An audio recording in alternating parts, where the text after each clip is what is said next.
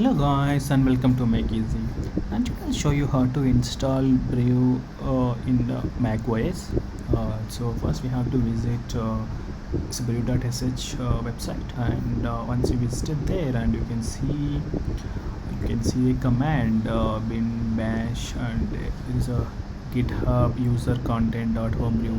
This is the and we have to run this is on our terminal, and if you click, just paste it over there and hit the enter.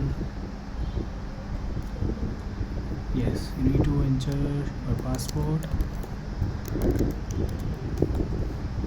Yes, it started installing.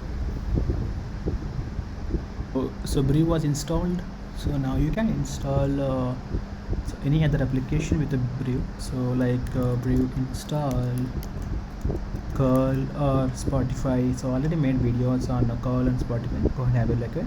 And so if you want to install curl, Brew install curl, and it will start downloading and it will install it. Now curl also installed, and that's it. And thank you guys, and thanks for watching. Hope you like the video. Please do subscribe to Make Easy. Thank you.